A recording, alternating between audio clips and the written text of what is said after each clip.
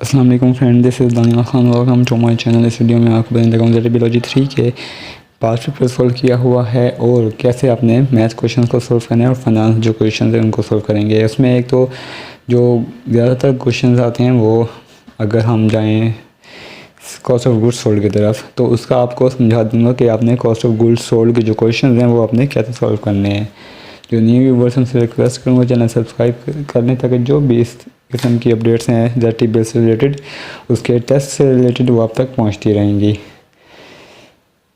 चलिए शुरू कर लेते हैं। पहले आपको पेपर जो पैटर्न है वो बता देता हूँ। इंग्लिश ग्रामर है, इंग्लिश जिसमें सिनोनिम्स होंगे, एंटीनिम्स होंगे, एनालॉजीज पूछी जा सकती हैं, स्पेलिंग करेक्शन पूछी जा सकती है और सेंटेंस करेक्शन।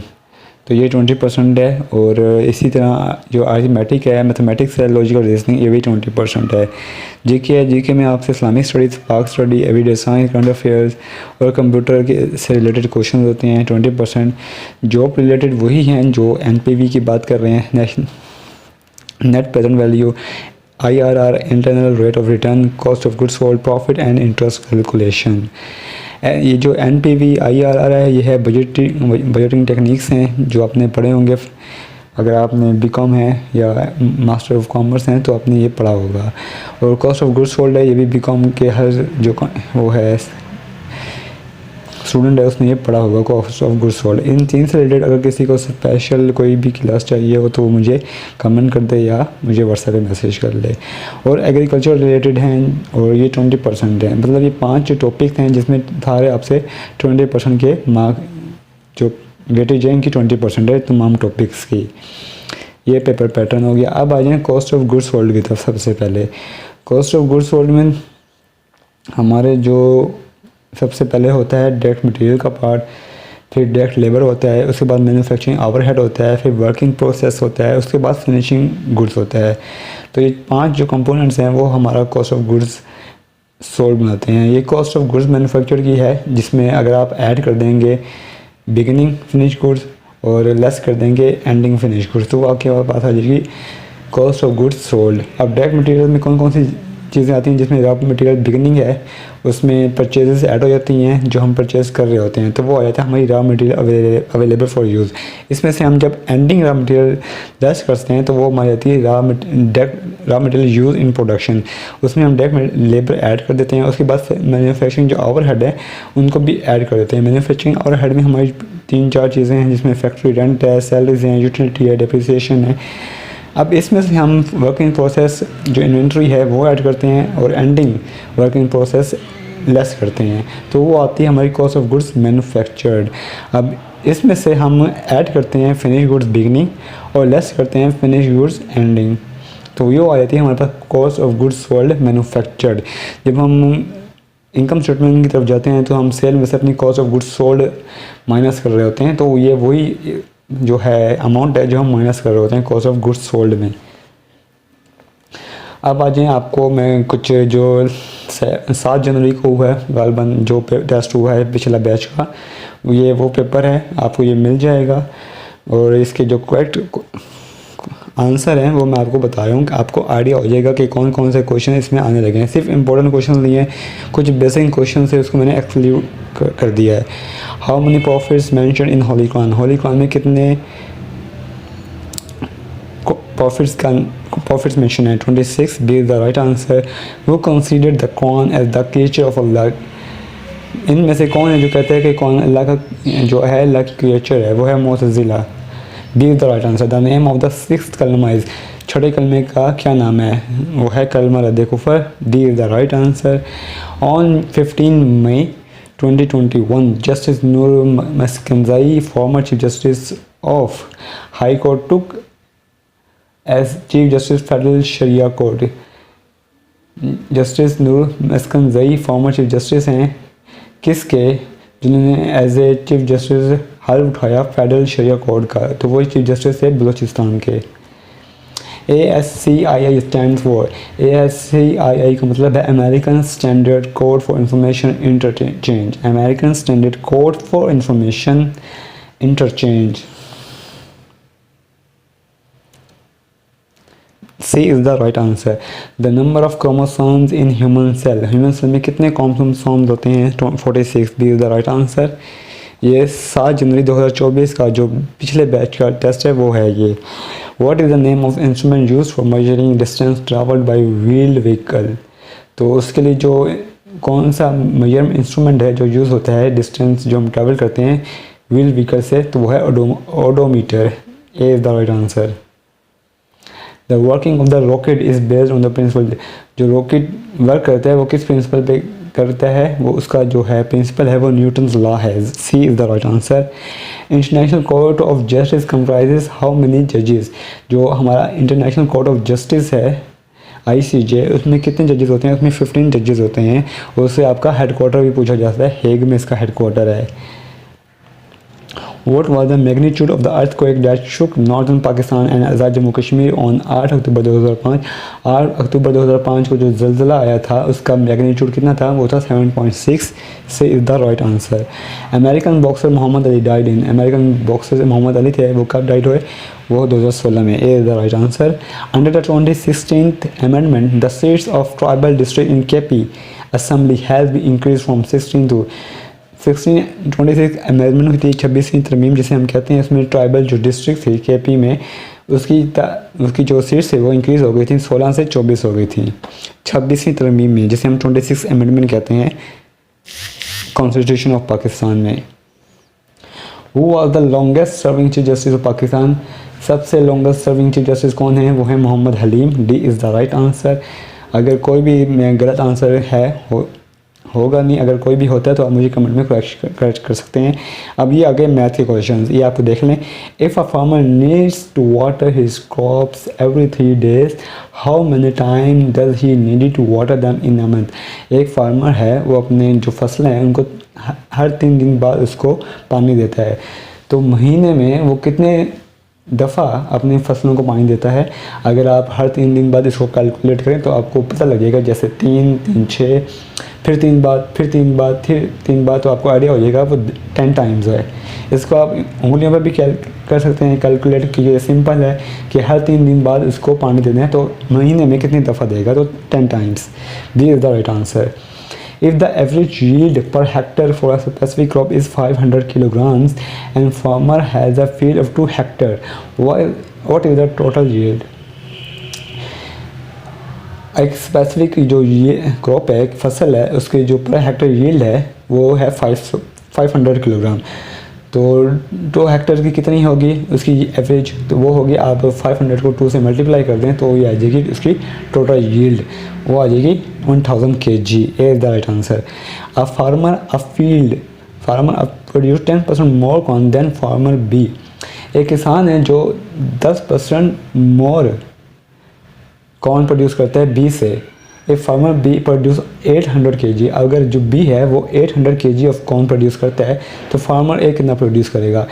जो फार्मर ए है वो 800 kg से 10% ज़्यादा करेगा, तो हम 800 का हम 10% लेंगे, तो आप 800 का 10% लेंगे तो आपको निकल आएगा 800 का 10% 80 निकल आएगा। तो 800 प्लस 80 वो हो जाएगा 880 किलोग्राम। तो ए इज़ द राइट आंसर। इस तरह के क्वेश्चन हैं जो आपको आएंगे, ये आप देख लें। इफ़ द इनिशियल, ये है अब नेट प्रेजेंट वैल्यू पे। If the initial investment for project is 80,000। अब एक इनिशियल इन्वेस्टमेंट, एक प्रोजेक्ट है जिसकी इनिशियल इन्वेस्टमेंट है 80,000 and discounted cash flows are 30,000 per year, और जो इसके डिस्काउंटेड कैश फ्लो इनफ्लोज हैं वो 30,000 पर ईयर हैं for 3 year. What is the IRR? अब आपने IRR निकालना है। जो उसका फार्मूला है वो है initial investment plus divided by 1 plus I into power. अब ईयर 1 देख लें, हमारी जो ईयर 1 की इनिशियल इन्वेस्टमेंट कितनी है? 30,000 है, फिर डिवाइडेड बाय 1 प्लस आई। अब हमने IRR निकालना है कि हमने वो अमाउंट निकालना है जो 80,000 के बराबर आ जाए, तो हमें मिल जाएगा हमारा इंटरनल रेट ऑफ रिटर्न। सबसे पहले हमने निकाल लेते हैं 15 पे, ये हमने खुद से एज्यूम करना है। 15 पे निकाल लिया, 3 सालों के लिए निकालना है। अब उसकी पावर 1 आ गई, फिर 2 आ गई, फिर 3 आ गई। आप इन तीनों को कैलकुलेट करेंगे तो ये आ गई 68,000। इसके बाद आपने क्या करना है? इसके बाद आप अभी आप अपनी नोटबुक पे कर सकते हैं, ये सवाल नोट कर लें और इसके बाद आपने कैलकुलेट करना है अब यहाँ पे हम 0.15 ले रहे हैं, मतलब 15% ले रहे हैं, ए ऑप्शन। अब इसके बाद आप 20% कर दें। अगर आप 20% को कैलकुलेट करते हैं और इन तीनों को, ये साल की तीनों अमाउंट जमा करने के बाद 80,000 आ जाता है या उसके पास पास आता है, तो वो हमारा IRR होगा 20%। तो ये है कि हमने करीब करीब लेना होता है कि जो हमारा जो IRR है वो इनिशियल इन्वेस्टमेंट के, जो हमारी ये प्रोजेक्ट की इनिशियल इन्वेस्टमेंट है उसके इक्वल आ जाए। तो यहाँ पे 20% है। आप ये कैलकुलेट करके मुझे कमेंट कर सकते हैं कि ये वाकई आता है या नहीं आता। अब ये है, a farmer invested 10,000 in a new irrigation system. एक फार्मर जो इन्वेस्ट करता है 10,000, if the expected annual inflows उसका 2500 है, 2500 उसका इनफ्लो है 5 सालों के लिए, और उसका यहाँ पे उन्होंने रेट बता दिया है 8% है। अब NPV, नेट प्रेजेंट वैल्यू आपने मालूम करनी है। नेट प्रेजेंट वैल्यू आप कैसे मालूम करेंगे? इसका वही फार्मूला है, initial investment divide by 1 + I into power.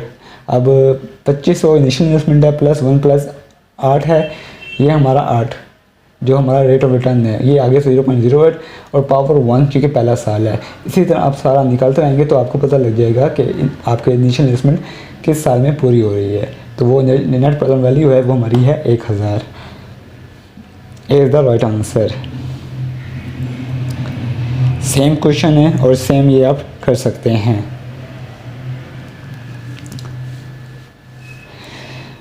अब जो इनिशियल इन्वेस्टमेंट है 50,000, आप इन सालों को माइनस जमा करेंगे और 50,000 जो प्रोजेक्ट की इनिशियल इन्वेस्टमेंट है इसमें से माइनस कर देंगे तो वो आ जाएगी ये अमाउंट 7273। ये जो आपने NPV निकाली है हर साल की, इसको आप प्लस कर लेंगे और इनिशियल इन्वेस्टमेंट से माइनस कर देंगे 50,000, तो वो आपको आ जाएगा ये अमाउंट 7273। सेम ऊपर होगा, इन सालों को आप जमा करेंगे और इनिशियल इन्वेस्टमेंट से माइनस कर देंगे 10,000 से, तो ये आपका 1000 आ जाएगा। ये आप इन सवाल नोट कर लें ताकि आप, अगर आप खुद नोटबुक पे सॉल्व कर लें तो आपको ज़्यादा बेहतर तरीके से समझ आ जाएगी। कोई इशू हो मुझे कमेंट कर दीजिएगा। अब एक फार्मर है, लोन 1500, जिसने लोन दिया है 8% पे, if the loan is to be paid in 3 equal installment, और उसने लोन को रीपेड किया है 3 इक्वल इंस्टॉलमेंट में, तो टोटल इंटरेस्ट कितना किया है? अब 3 इक्वल इंस्टॉलमेंट हैं इस लोन की, तो अगर हम इसको 15,000 पे 3 पे डिवाइड कर दें तो वो आ जाएगा 55,000 इक्वल इंस्टॉलमेंट पे। अब हम 5,000 का 8% ले लें तो वो आ जाएगा, 8% ले लेंगे तो उसको आप मल्टीप्लाई कर देंगे 3 से, जो इंटरेस्ट आएगा 5,000 को आप 8 से मल्टीप्लाई कर 8%, 5,000 का 8% ले लेंगे, उसके बाद आपको मल्टीप्लाई कर देंगे 3 से, तो वो आ जाएगा आपका टोटल इंटरेस्ट जो आपने पे किया है 1200 भी। ये आप नोट कर लें, ये जो क्वेश्चन है आप नोट कर लें, इसको आप खुद सॉल्व करेंगे तो आपको बेहतर तरीके से आपको समझ भी जाएंगे और आपको आइडिया भी हो जाएगा कि आपने कैसे सॉल्व करने हैं। The calculation formula for the gross profit. अब ग्रॉस प्रॉफिट का क्या फार्मूला होता है वो सबको पता है कि जब हम रेवेन्यू से cost of goods sold minus करते हैं तो वो हमारा ग्रॉस प्रॉफिट होता है। फार्मूला ऑफ कैलकुलेटिंग इंटरेस्ट कैसे कैलकुलेट करते हैं? जो प्रिंसिपल अमाउंट है हम मल्टीप्लाई करते हैं उसका रेट से और टाइम पीरियड से, तो वो है ए is the right answer. In financial term what does ROI का मतलब होता है रिटर्न ऑन इन्वेस्टमेंट। NPV का क्या मतलब है? NPV का मतलब होता है नेट प्रेजेंट वैल्यू। अच्छा, ROI का फार्मूला बताने हैं।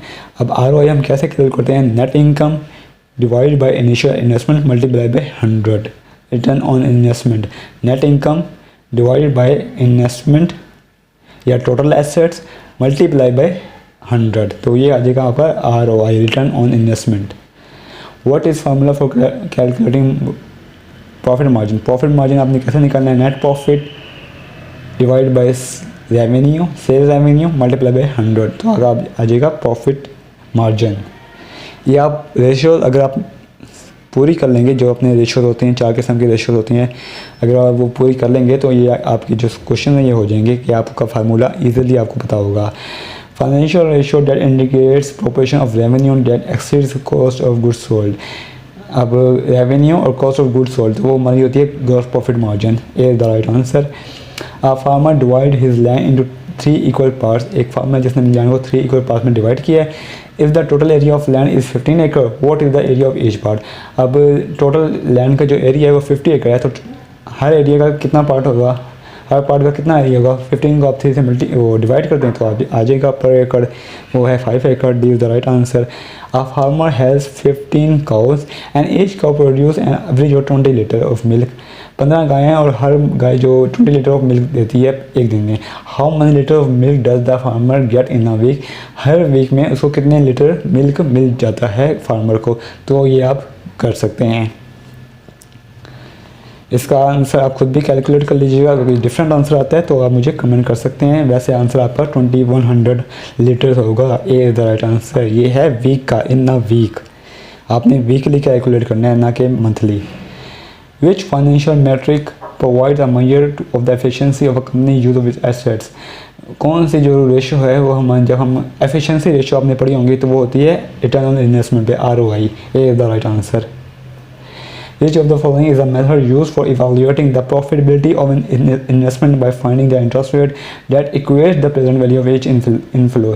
हम ये कौन सा मेथड है जिसमें हम जो प्रॉफिट जो हम जब इन्वेस्टमेंट की इनिशियल इन्वेस्टमेंट देखते हैं कि जो हमारा इनफ्लो है वो आउटफ्लो के इक्वल हो जाए, तो वो हम कैलकुलेट करते हैं नेट प्रेजेंट वैल्यू में। A is the right answer.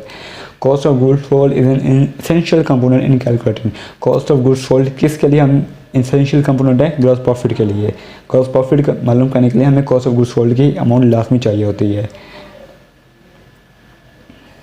अब ये 2 क्वेश्चन हैं मैथ के, ये आप नोट कर लें, इसको आप खुद भी सॉल्व कर सकते हैं, ये इतना मुश्किल क्वेश्चन नहीं है।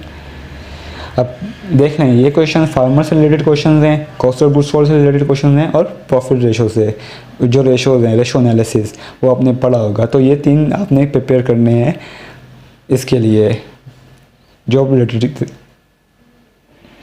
अब आ जाएँ job related. The term zamindar in the context of agriculture in Pakistan refer to. Zamindar का मतलब क्या होता है, land owners. B is the right answer.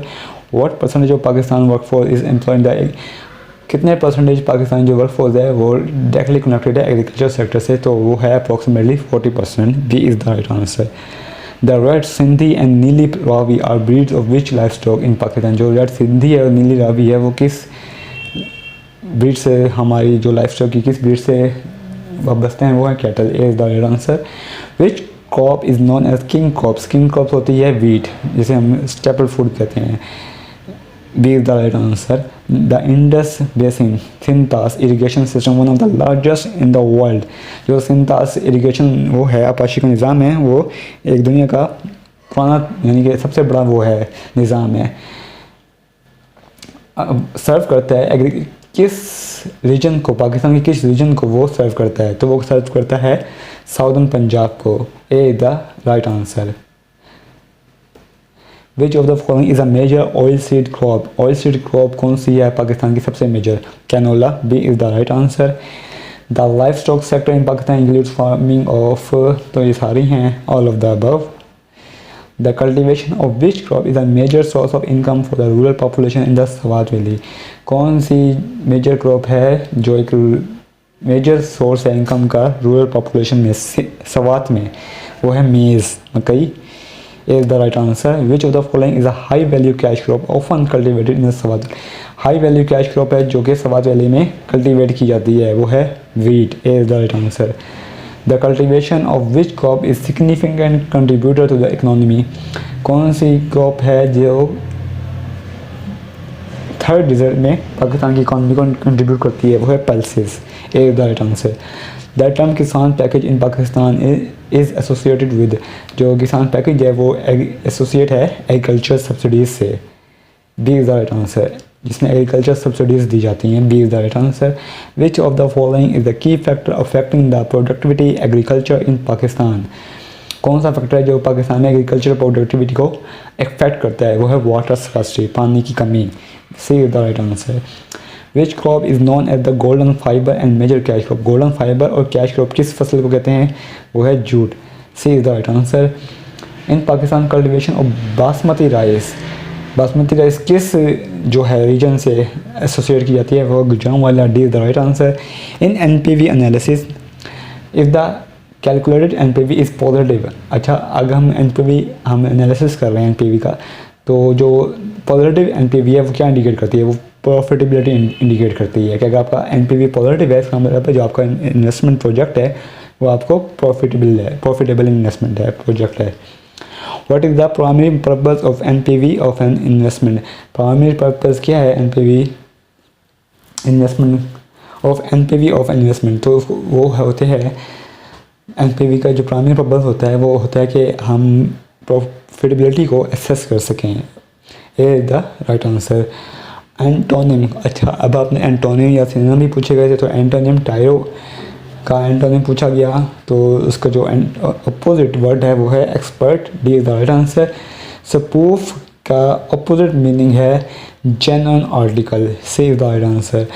Dissemble का अपोजिट है स्पीक ट्रूथफुली।